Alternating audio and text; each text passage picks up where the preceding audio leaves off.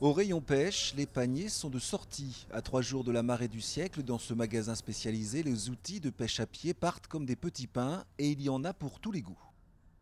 On peut pêcher la palourde avec système de petites griffes.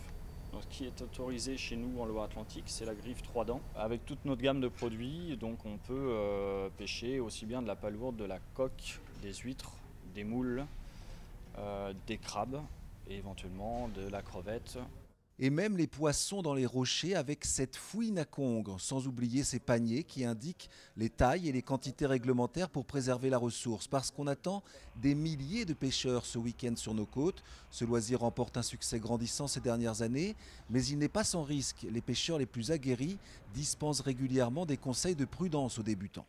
Tous les ans, sur le secteur de la Bernerie, les Moutiers par exemple, des gens se font piéger dans les vases. Et ces vases sont fluctuantes, hein. C'est-à-dire qu'il y a des endroits réputés pour avoir des vases, mais plus ou moins d'une marée à l'autre, ça peut varier au niveau hauteur. Un endroit où vous passiez 15 jours avant, même pour quelqu'un qui n'est pas néophyte, qui connaît un petit peu la zone, il peut passer la marée d'avant et cette marée-là, il va rester coincé. Donc il faut faire très attention à ça. Avec de bons outils et de bons conseils, chacun pourra donc profiter pleinement de cette marée du siècle, d'autant plus que les ressources ne manquent pas. L'association des pêcheurs de la côte de Jade estime qu'elles sont stables sur les côtes de Loire-Atlantique en ce qui concerne notamment les huîtres et les palourdes.